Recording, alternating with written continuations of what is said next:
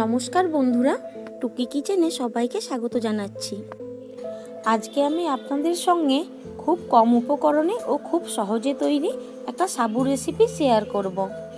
আর রেসিপিটি যদি আপনাদের ভালো লেগে থাকে, প্লিজ বন্ধুরা ভিডিওটিকে লাইক, কমেন্ট, শেয়ার করবেন ও চ্যানেলটিকে সাবস্ক্রাইব করে আমাকে সাপোর্ট করবেন। প্রথমেই আমি একটা কড়ার মধ্যে সাদা তেল গরম করতে দিয়েছি। আর তেল গরম হয়ে গেলে তেলের মধ্যে দিয়ে দিচ্ছি সাবু। সাবুটাকে খুব ভালো করে ভেজে নেব। সাবু যখন তেলের উপরে ভাসা শুরু করবে আর তেলের মধ্যে সাবুর ফোঁটাটা বন্ধ হয়ে যাবে, তখন বুঝে নিতে হবে যে সাবুটা ভাজা হয়ে গেছে।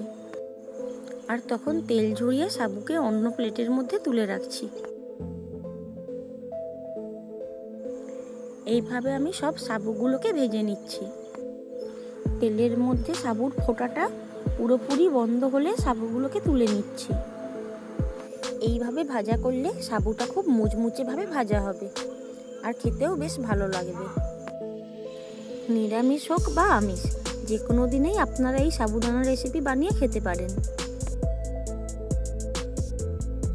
সব সাবুদানাগুলো ভাজা হয়ে গেলে ওই একই তেলের মধ্যে আমি কিছু বাদাম দিয়ে ভেজে নিচ্ছি।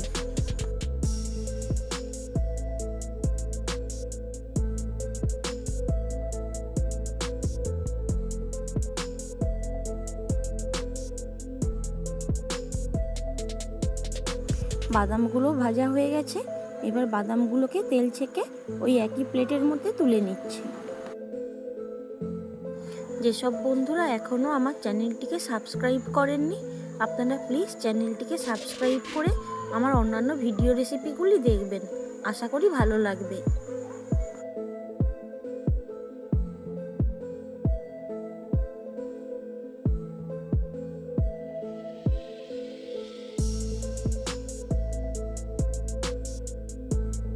আবার ওই একই তেলের মধ্যে দুটো শুকনো লঙ্কা ভেজে নিচ্ছি।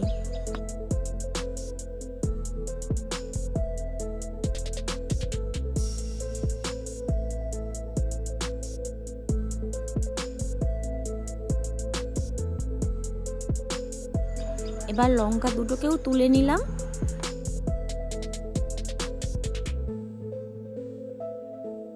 এইবার তেলের মধ্যে কিছুটা কারি পাতা ভেজে নিচ্ছি।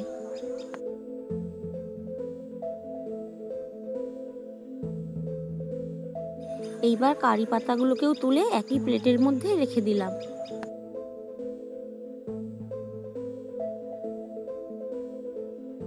এইবার দিয়ে দিচ্ছি এর উপরে পরিমাণ মতো বিট লবণ, আর দিচ্ছি সানরাইজের চাট মশলা। পরিমাণ অনুযায়ী আমি এখানে 2 চামচ সানরাইজের চাট মশলা দিয়েছি।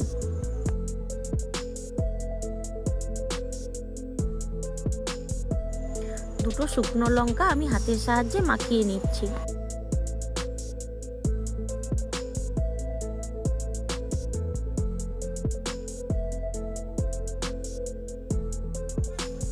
এবার সবকিছু উপকরণ একসঙ্গে ভালোভাবে মিশিয়ে নিচ্ছি। এই সাবুকে আপনি বয়ামে ভরে রেখেও খেতে পারেন। নিরামিষের দিনে মুখরোচক হালকা টিফিনের জন্য আপনারা এইভাবে সাবুদানা রেসিপি বানিয়ে খেতে পারেন। আমার মনে হয় যে কেনা খাবারের থেকে বাড়িতে বানানো খাবার সব দিক থেকে ভালো। তো রেসিপিটি পুরোপুরি তৈরি। আর রেসিপিটি আপনাদের কেমন লাগলো তা আমাকে কমেন্টে জানাবেন। আর ভালো লাগলে চ্যানেলটিকে সাবস্ক্রাইব করে আমাকে সাপোর্ট করবেন।